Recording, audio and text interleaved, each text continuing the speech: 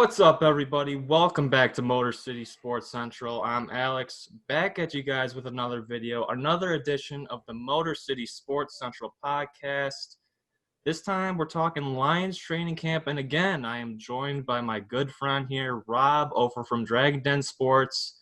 I'll tell you what, me and him have some great discussions about Lions football, and, I just had to bring it to the people. I had to bring it to the channel. So we did the same thing last August when we talked about Lions training camp going into the 2019 season. Now we're doing it for 2020. So, yeah, here we go. Rob, how's it going, man? It's going good, man. Just living each day like it's my last. What's the Kool-Aid level? What's the hype level going into 2020? There's some uncertainty with the pandemic going on, but us Lions fans, there isn't a more exciting time than right before week one hits, I would say. Dude, that Kool-Aid is the only thing I've been drinking recently. The blue Kool-Aid. I've just been pouring it on, man. Basically, yep. Well, let's waste little time here and get right into our talking points. I want to talk about a few position battles on the offensive side of the ball. The first one being wide receiver, which I think is like pretty much a consistently really competitive position group at almost every Lions training camp. Now, we do have a pretty solidified top three with Kenny Galladay, of course, was the league leader in touchdown receptions back in 2019. We also have Marvin Jones, who also put up some good numbers in 2019. And then Danny Amendola, who I was surprised signed another one-year contract, who joined Lions again in 2020. So what I want to talk about is, how many wide receivers do we think the Lions might take here? Because there is a few candidates outside that top three. We have Quintez Cephas, who was our fifth-round draft choice out of Wisconsin. There were some speed issues, some speed concerns about him. He ran a pretty slow 40 time. We have Marvin Hall, who was just a deep ball threat for us. I was really happy with how he played, especially when Matthew Stafford was healthy. Matthew Stafford really liked to air the ball out to him. And then we have a newcomer in Jamal Agnew, who is new to this position. Apparently he doesn't even sit in on any defensive meetings anymore. He is a full-time wide receiver.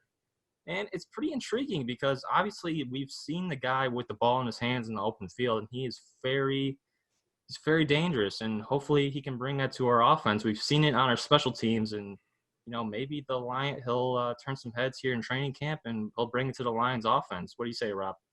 So my vote for that position battle out of those four guys that you mentioned, Jamal Agnew. Just because of his success on special teams, we've been able to see, as you mentioned, we've been able to see what he can do in the open field. We know he can handle the ball well. He's got those moves. So I'm thinking that success can translate over to the offense. And I'm thinking that he's going to be more of a slot wide receiver. So I think Danny Amendola is going to be a good coach or a good mentor for him because, as you did say, he is new to this position. So I am picking him over this battle right now. But as training camp progresses and as these guys get more reps at the position, my vote could change. But right now, it goes to Jamal Agnew.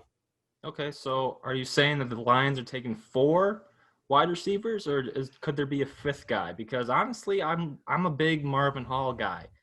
He didn't catch a lot. He didn't have a huge sample size in 2019, but when he caught the ball, he was a pretty dynamic player. He was good for a big play, like one or two big plays a game. Yeah, I mean, I couldn't have said that any better myself. I mean, seeing him last year, being that deep ball threat that he was huge for our offense. He was able to open up the field a little bit more because rather than going to our top three guys, they went to a guy that was coming off the bench and was really opening up the field for the Lions. So I think with that success, being familiar with the offense already, I think that's huge for the team. So I would say Hall would probably be another option that the Lions could stick with to give us a little bit more depth at the wide receiver position. Excuse me. It's all good.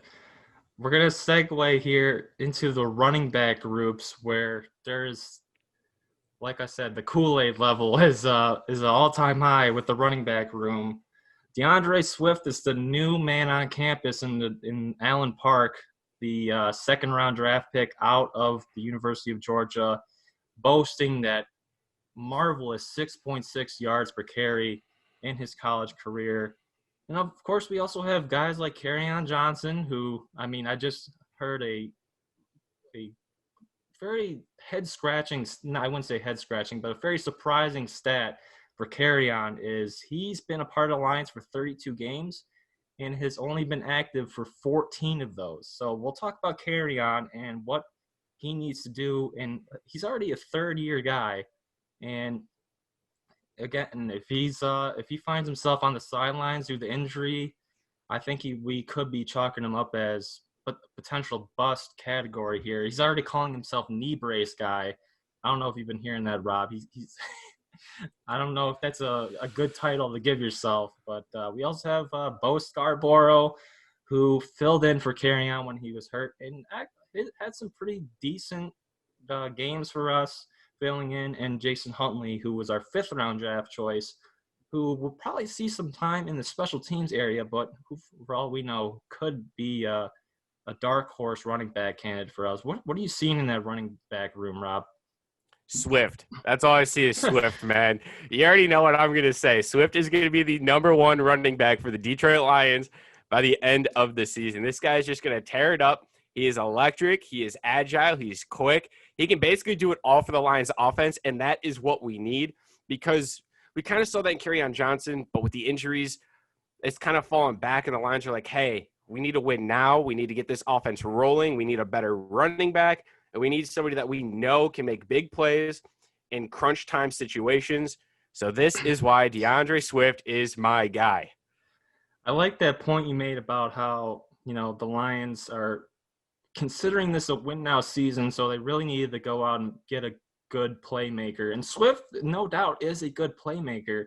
But I hate to rain on your parade a little bit, Rob, but for at least weeks 1 through 4, I don't think we're going to see a lot of DeAndre Swift. We'll see him on the field, but we're not going to load him up with carries or load him up with receptions, give him a lot of targets because he's a rookie. He's still acclimating to the NFL. And plus, not having any preseason games is really going to be a big factor in his playing time. And that goes for all rookies on the Lions. Not having any preseason games, not having any of those dress rehearsals is really going to hinder these young players. So are you not concerned at all about, NFL is totally different from college, and SEC especially is like offensive heavy teams in the SEC, and it's just a whole different ball game from the NFL. So does that not concern you when you talk about DeAndre Swift?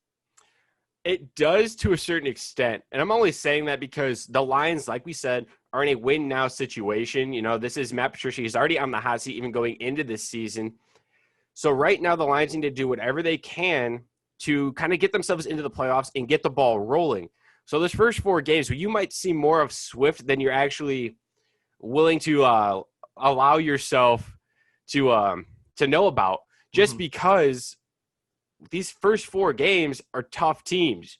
These first 4 games are against NFC opponents. Yeah.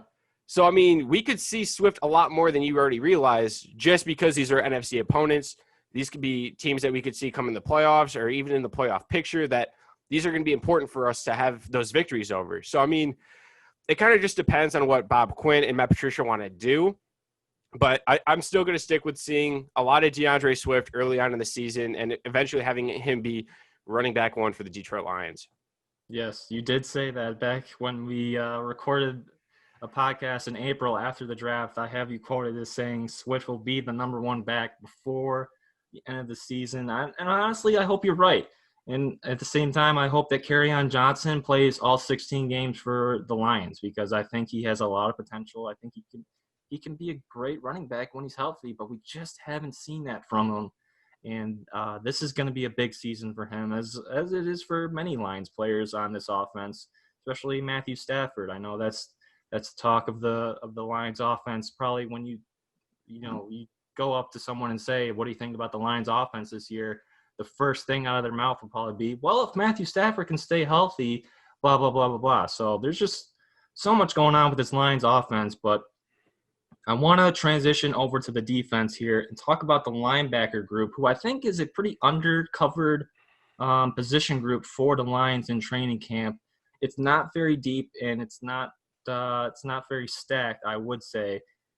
There was a lot that happened in the offseason. We said goodbye to Devon Kennard. He was shipped out to the Arizona Cardinals. That was tough.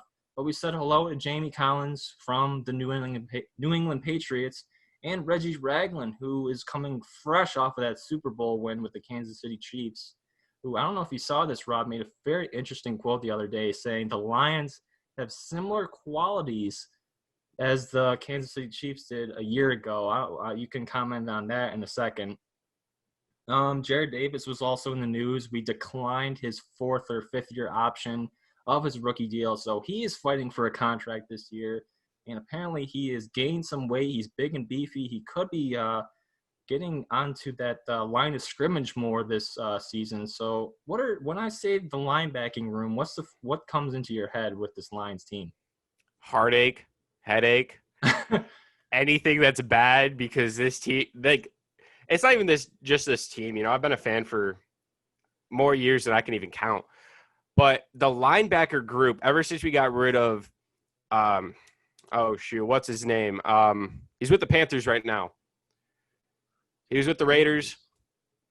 Whitehead. Whitehead, thank you. Wow. Yeah, Tahir Whitehead. When we had him and we had DeAndre Levy and all these other guys that were like phenomenal linebackers for the Lions. They were dogs. And then all of a sudden they just went like poof and they were gone. Mm-hmm. We got screwed over so bad.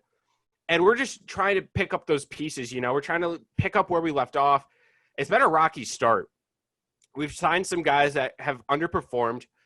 We've drafted some guys that had one good year, then all of a sudden kind of fell off the face of the earth. And we're just trying to figure ourselves out.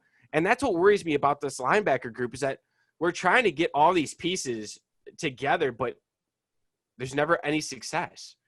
Gerard Davis, like you said, I mean, he gained, 20-ish pounds maybe? Mm-hmm. He was a good run stuffer his rookie year. He was a phenomenal linebacker his rookie year. Everybody had so much high praise for him. And then he kind of dipped down. His coverage wasn't that good. And he wasn't really playing like his rookie self, you know? His coverage was awful. Yeah. There was a lot of times where he got beat, and I was just like, dude, you should have had that. Like, I don't know what you're doing.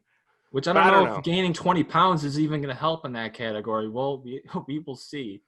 Right. I'm kind of hoping that this 20-pound put on of weight is more for, like, filling the gaps, you know, being a better run stuffer than you already were, and having that be your main objective is to be a run stuffer and no longer kind of drop back in coverage. Maybe somebody else will pick up that role.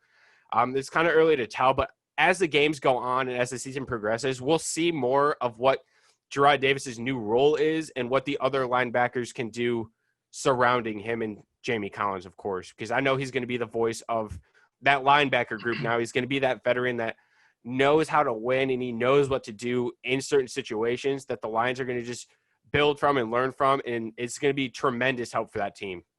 Yes, I am excited for Jamie Collins as well. If he can stay healthy, which, oh my gosh, I wish I didn't have to say if he could stay healthy before a large majority of this Lions roster, but if he can stay healthy, he can not only be great in the locker room and not only be a great teacher for this Lions defense, but he can also still play football at the age of 30. People forget at the beginning of last season, the Patriots were the number one defense in football by a large margin, and they were led by Jamie Collins and Deron Harmon, who is also a member of the Lions now.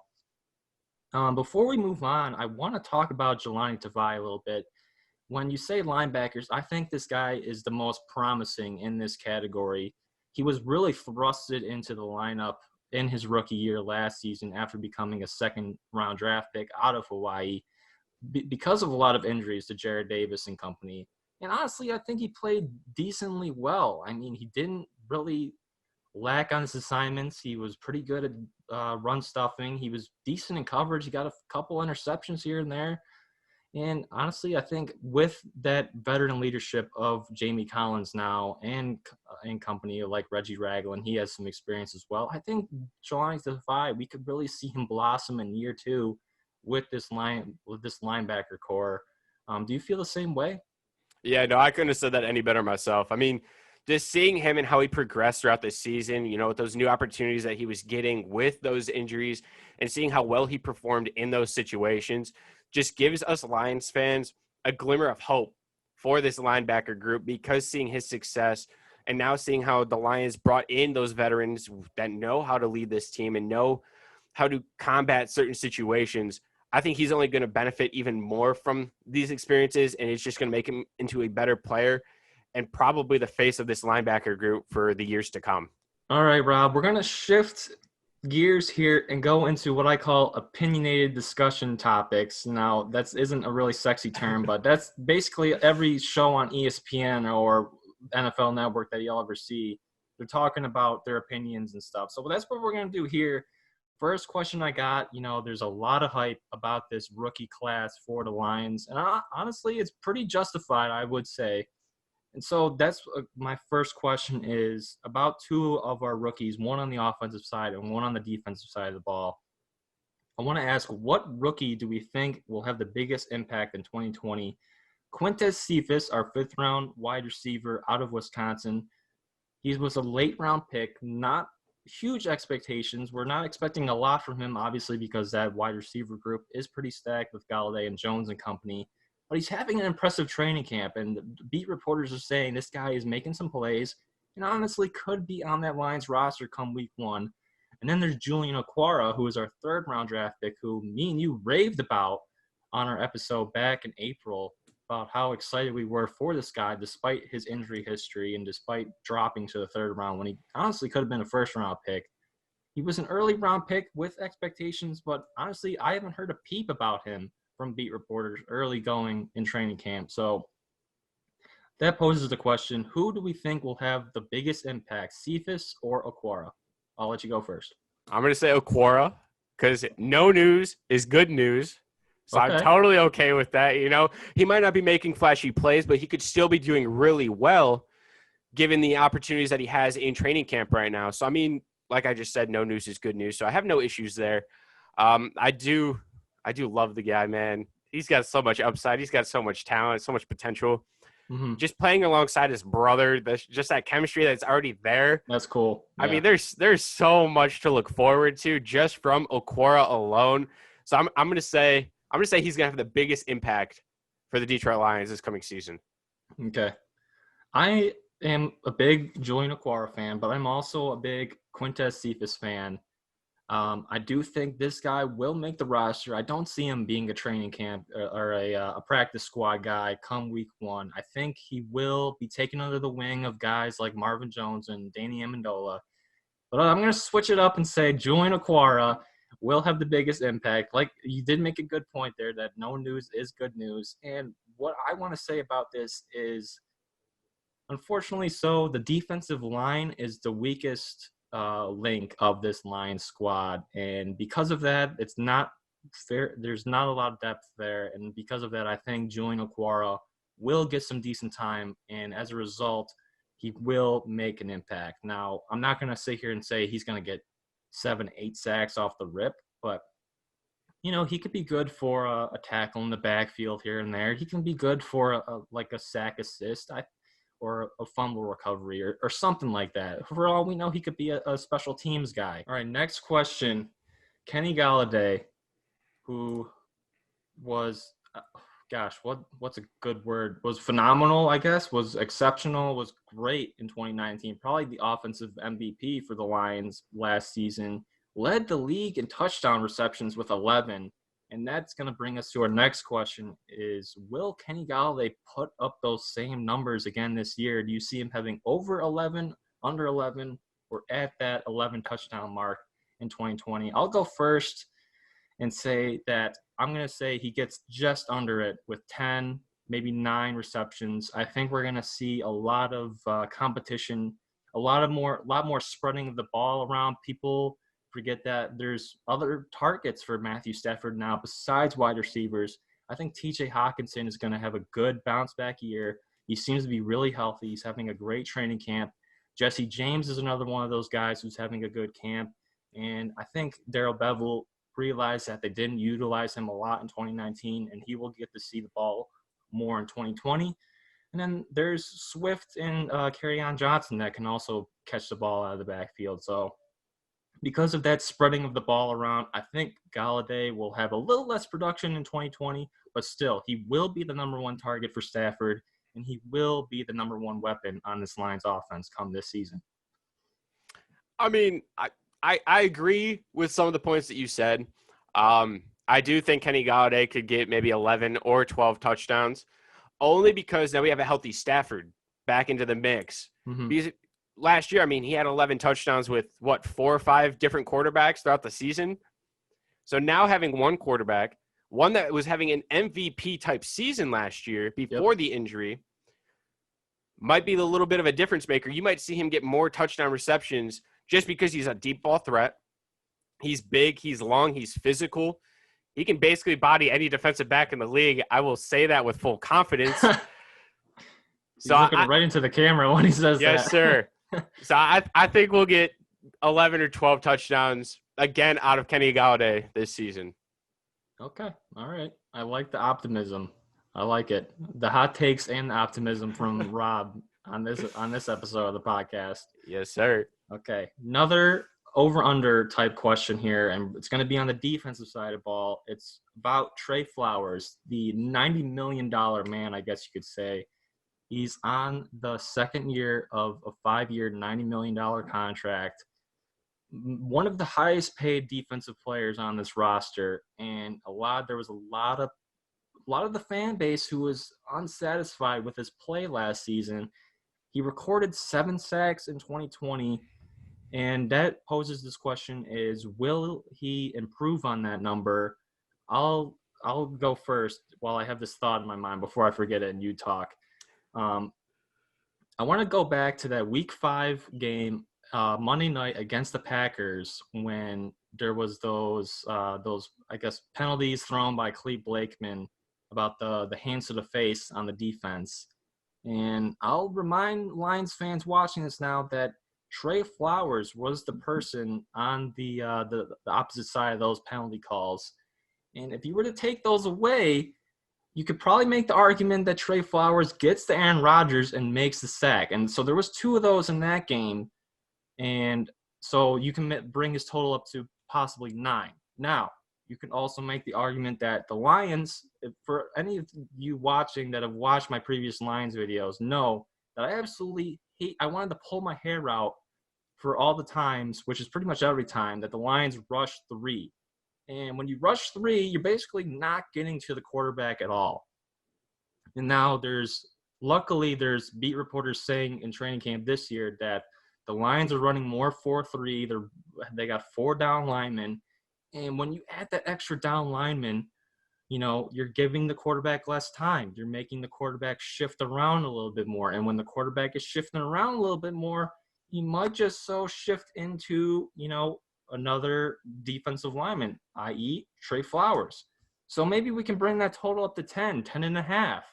So there is a solid argument for, there was a couple reasons why Trey Flowers didn't have the successful year we were hoping to see out of him. And that's going to bring me to this prediction saying that Trey Flowers gets 9.5 sacks in 2020. I think he's going to play with a chip on his shoulder this year, especially because he's going to see a lot of time, like we said. That defensive line is not very deep. And I think Flowers is going to say, I got to be better. I got to lead this defense, and he's going to produce more.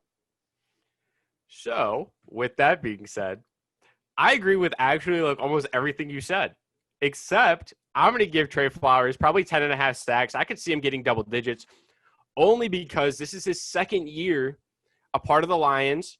So he's going to be integrated with that system a little bit more. So he's going to be more familiar with the play calls, like what they're trying to do with that defensive line. So I feel like he's going to be much better with having the first year already under his belt.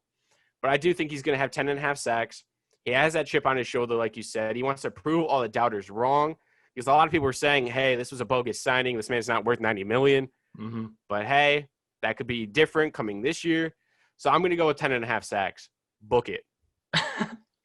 Book it. More optimism from Rob here. Yes, sir. I'll be interested to see what kind of optimism he has with this next question I have to wrap up the episode. It's going to be a 2-in-1 type question. I'm going to say, how many wins are we expecting the Lions to have in 2020 based on their pretty tough schedule? I don't know if you've taken a look at it recently, Rob. It's tough. And also, piggybacking on that, how many wins to keep Matt Patricia's job safe? Martha Ford, who's unfortunately not the owner anymore. I don't know why I said unfortunately. Fortunately, not the owner anymore.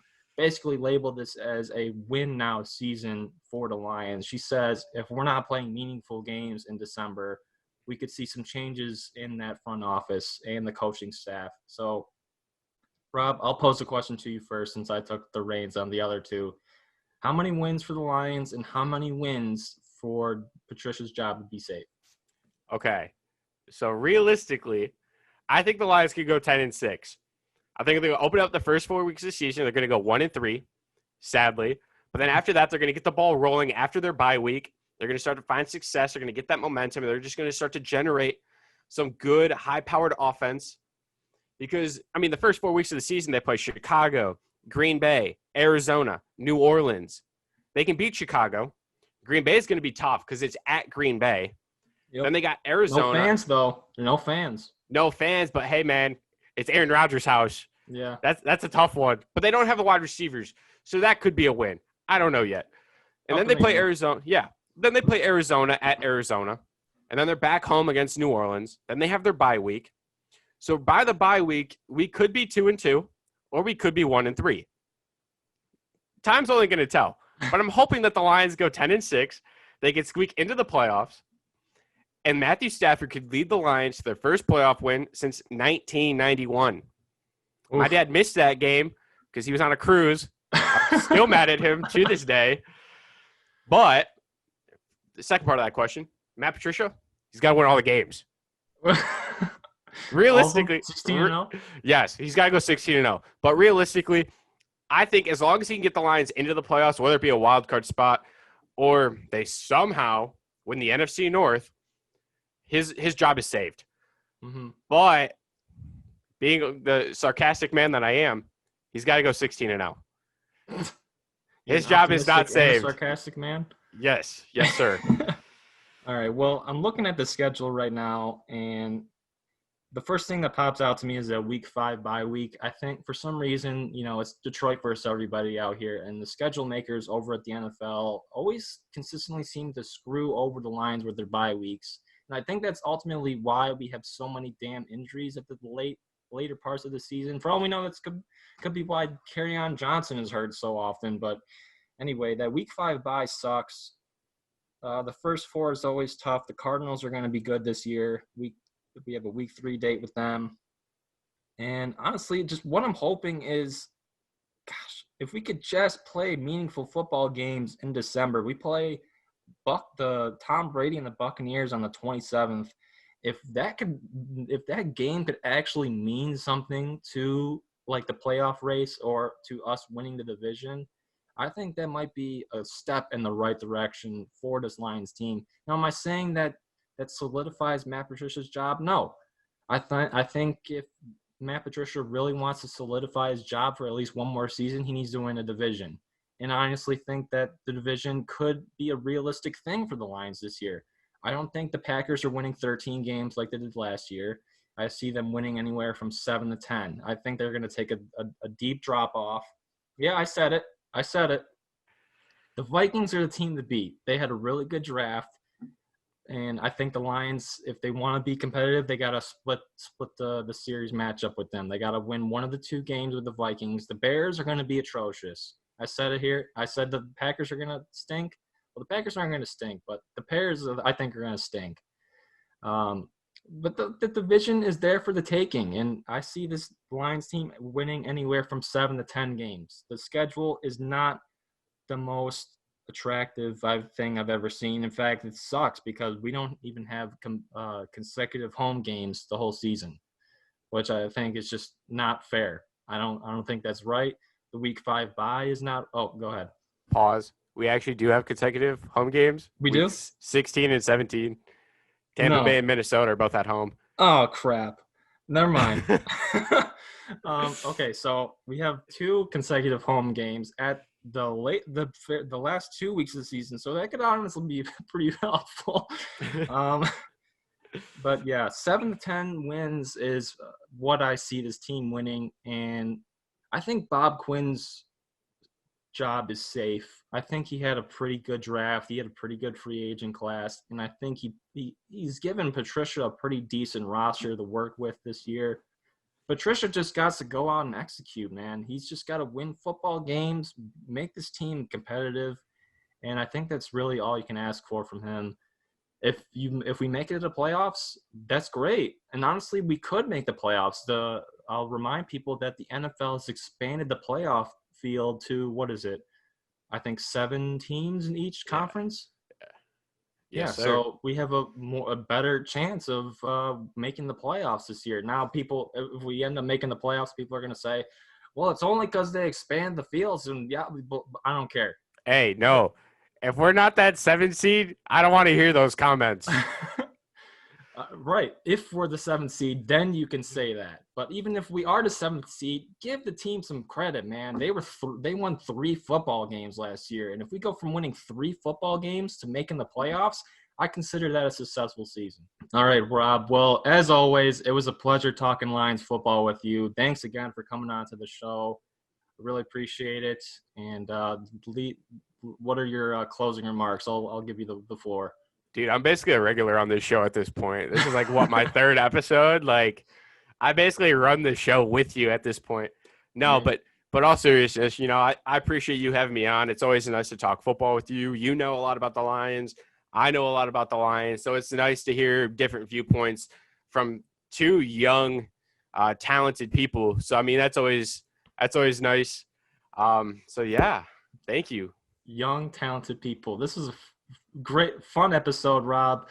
And for those of you watching, thanks for tuning in. Rob's links will be in the description down below. My links will be down in the description down below. I could really use some Twitter followers. Me and him were just talking about that earlier. But again, thank you all for watching. I'll catch you in the next one. Peace out.